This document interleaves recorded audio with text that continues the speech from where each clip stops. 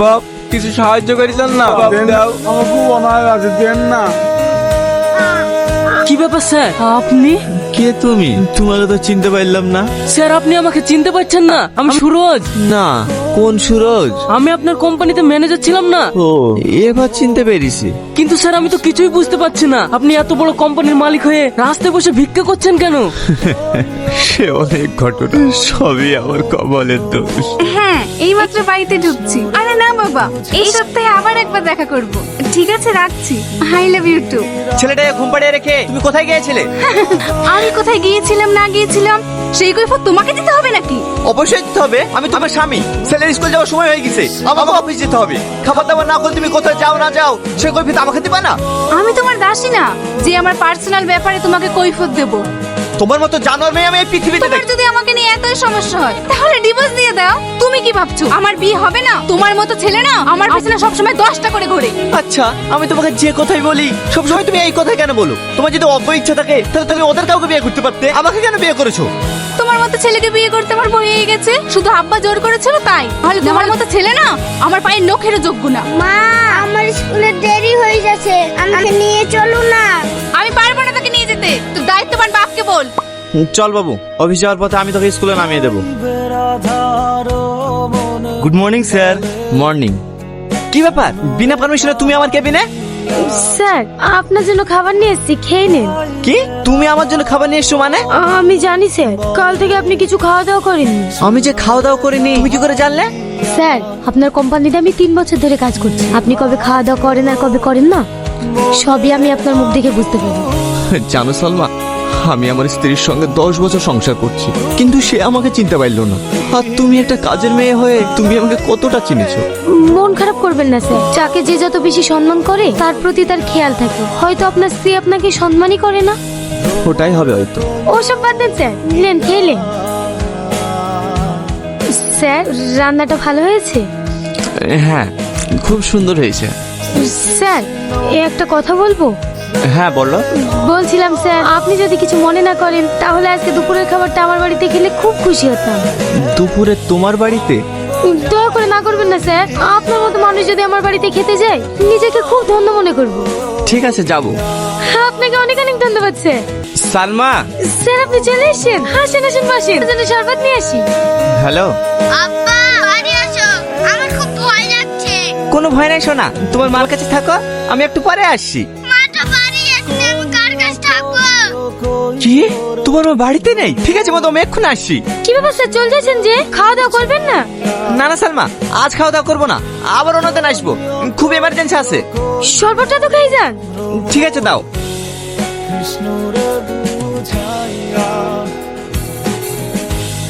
মাথাটা হঠাৎ ঘুরতে লাগলো কেন? কি ব্যাপার, তুমি আমার চেয়ার বসে কেন? তোমার সাহস তো বন্ধ নয়। সরি স্যার, আমি বুঝতে পারিনি। ঠিক আছে, তোমাকে এবারের মতো ক্ষমা করে দিলাম। দ্বিতীয়বার যদি এরকম ভুল হয় তাহলে তোমাকে কাজ থেকে বের করে দেবো। কি ব্যাপার, দাঁড়িয়ে আছো যে? যাও এখান থেকে। স্যার, আপনার সঙ্গে কিছু কথা ছিল। আমার সঙ্গে কি কথা? আজ আমার 5 লাখ টাকা লাগবে, দেন। 5 লাখ টাকা? 5 লাখ টাকা তোমাকে দিতে যাবো কেন? আমার প্রয়োজন, তাই আপনি দিতে বাধ্য। তোমার সাহস তো কম নয়, আমি টাকা দিতে বাধ্য। বের যাও আমার কেবিন থেকে। স্যার, বাংলায় একটা প্রবাদ আছে জানেন তো? সোজা আঙুলে ঘি না উঠলে আঙুলটা একটু বাঁকাতে হয়। হে দেখেন স্যার, বেশি বাড়াবাড়ি করলে না এই ছবি সোশ্যাল মিডিয়া আপলোড করে দেব। এই ছবি, এই ছবি তুমি কোথায় পেলে? বাবা, যেন ভাজা মাছটা উল্টে খেতেই পারেন না। আমার সবকিছু শেষ করে এখন নাটক করতে বসেছেন না? এই ছবি পোস্ট করলেই বুঝতে পারবেন কত ধরে কত চাই। সালমা, সালমা, সালমা প্লিজ আমাকে এভাবে ফাঁসাই না। তোর 5 লাখ টাকা প্রয়োজন তো, আমি তোকে 5 লাখ টাকা দেবো, কিন্তু দয়া করে তুমি ছবিগুলো ডিলিট করে দাও, আমার একটা মান সম্মান আছে। বাবা, এতক্ষণ আমার মালিকের বুদ্ধি হয়েছে লাগছে। টাকাগুলো আমার 5 মিনিটের মধ্যে চাই, তাও আবার ক্যাশ। ছবিগুলো? আরে আপনি অত ব্যস্ত হচ্ছেন কেন? আমি ঠিক সময় মতো ডিলিট করে দেবো। ইয়েস। তুমি না সব সময় ফার্স্ট হও, আমি তোমাকে হারাতেই পারি না। খেলায় কি আমি কাঁচা নাকি, তাই তুমি আমাকে হারাতে পারবে? ওরে বাবারে। মাপি, কি হচ্ছে এসব? আরে ছেলেটাকে এসো এসো, পরিচয় করিয়ে দিই, এর নাম শাকিল, আমার ফেসবুক ফ্রেন্ড। চুপ করো, ফেসবুকের বন্ধু ফেসবুকে দেখাই ভালো, বাড়িতে নিয়ে এসো কেন? আমি কাকে বাড়িতে নিয়ে আসবো না নিয়ে আসবো সেই কৈফিয়ত তোমাকে দিতে হবে? অবশ্যই দিতে হবে, আমি তোমার স্বামী। দেখো টনি, তুমি আমার স্বাধীনতায় বাধা দিলে না, আর এক মুহূর্ত আমি এই বাড়িতে থাকবো না, এক্ষুনি চলে যাব। মাম্পি, তুমি কেন বোঝো না? গ্রামে আমার একটা মান সম্মান আছে। বাড়িতে এইভাবে অচেনা মানুষ নিয়ে আসলে লোকে কি বলবে বলো তো? দেখো, গ্রামে সবার কাছে অচেনা হতে পারে, কিন্তু আমার কাছে তো চেনা। আমি যেটা ভালো মনে করব সেটাই আমি করব। তোমার যা খুশি তুমি তাই করো, তোমার আর কিচ্ছু বলবো না। সালমা, আরে স্যার যে হঠাৎ কি মনে করে আমার বাড়িতে? আসেন আসেন। ওই বিষয়টা লিখে এসছি। স্যার ভালো আছেন? কি অবস্থা মা, তুমি এর বাড়িতে অফিসে যাওনি? না স্যার, আপনার জন্যই যাওয়া হয়নি। আমার জন্য মানে? মানে আপনারা সালমার ছবিগুলো দেখলাম, ওকে আমি নিষেধ করতে এসেছি, খবর দিয়ে যেন ছবিগুলো নেটে না ছাড়ে। ভালো করিনি স্যার। সালমা, তুমি ওই ছবিগুলো সিকিউরিটিকেও দেখে দিয়েছো? না না স্যার, আপনি কোনো টেনশন করবেন না, ও আমার খুব ভালো বন্ধু, কাউকে বলবেন না। ভাই ভাই, আমি তোমার পা ধরছি, তুমি এই কথা কাউকে বলো না, নাহলে আমার বলা ছাড়া কোনো উপায় থাকবে না। না না স্যার, আপনি কোনো চিন্তা করবেন না, আমি এ কথা কাউকে বলবো না। কিন্তু আমি একটা জিনিস বুঝতে পারছি না, যে আপনার মতন লোক এরকম একটা জঘন্য কাজ করতে পারলো। ছি, আমার ভাবতে ঘৃণা লাগছে। তুমি বিশ্বাস করে সাবান আমাকে ভাগিয়ে রয়েছে, এগুলো সব জান। জাল, তাহলে এক্ষুনি পোস্ট করে দিই। না না, তুমি পোস্ট করো না, তুমি যা চাইছো আমি তাই দিয়েছি। আর কিছু লাগলে বলো, আমি ছেড়ে দিতে রাজি আছি, কিন্তু তোমার এখানে তুমি ছবিগুলো পোস্ট করো না, নাহলে আমার জীবন বরবাদ হয়ে যাবে। আমি যা যাবো তাই দেবেন? হ্যাঁ, আমি তাই দেবো। কি চাও বলো? আমি তোমার কোম্পানির ঝাড়ুদার হয়ে থাকতে চাই, তোমার বউ হতে চাই। না না, এটা কিভাবে সম্ভব? তুমি তো ভালো করে জানো আমার বাড়িতে বউ বাচ্চা আছে।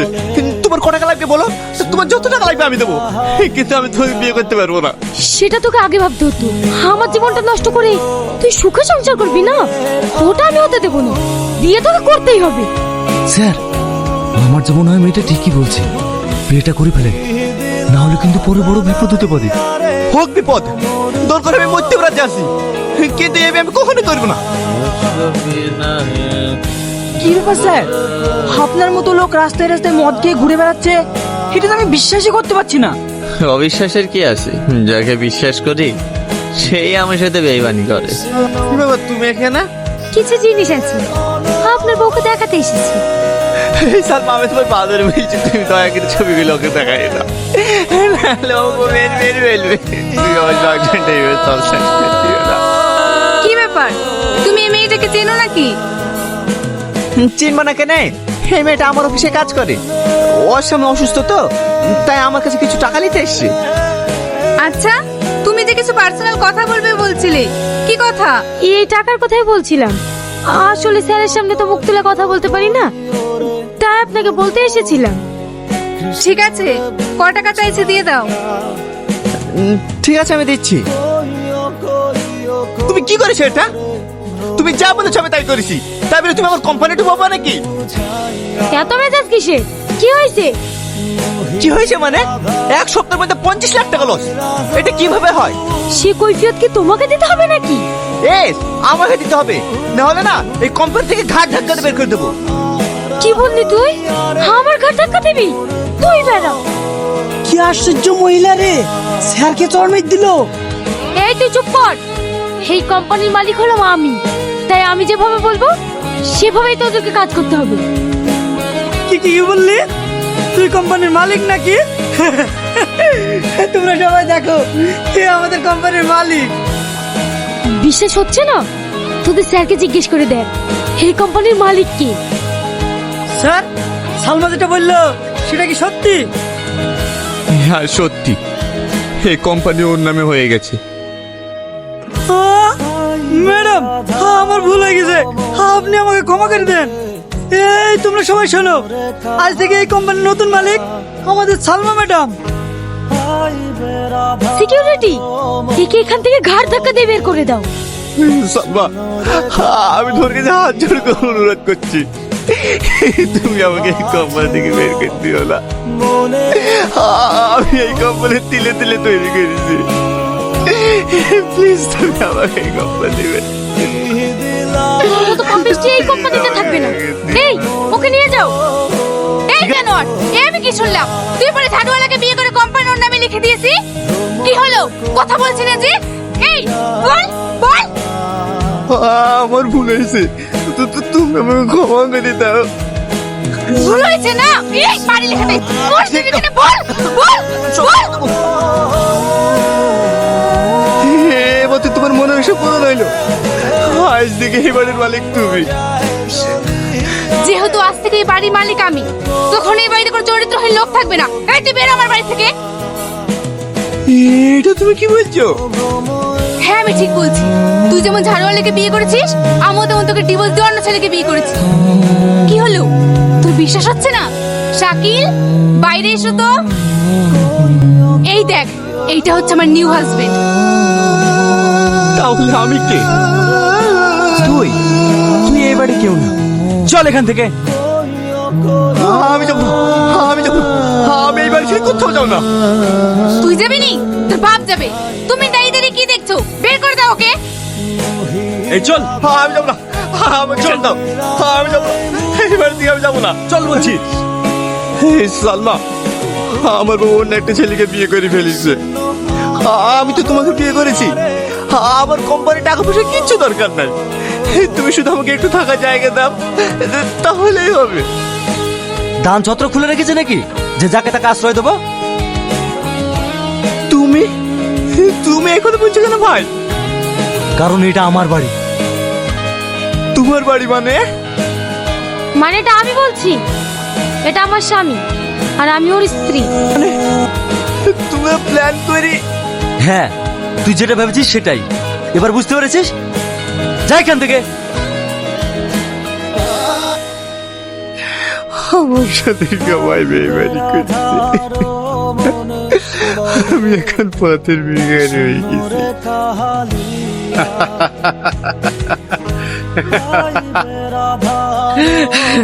আমি তোর এই পতনে দেখতে চেয়েছিলাম। আজ আমি খুব খুশি, আজ আমি খুব খুশি। মনে পড়ে তোর ওই সেদিনের কথা, যেদিন তুই আমাকে তোর অফিস থেকে মিথ্যা চুরির অপবাদ দিয়ে সবার সামনে মারতে মারতে ঘাট ধাক্কা দিয়ে বের করে দিয়েছিলি। আজ দেখ তুই কোথায় আর আমি কোথায়। যে মেয়েটা তোর কোম্পানি আজ তার নিজের হাতের মুঠোয় করে নিয়েছে, সে আর অন্য কেউ না, সে আমার নিজের বোন সালমা।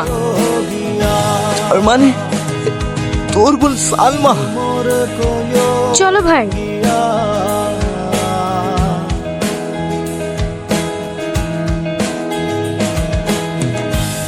Kissing no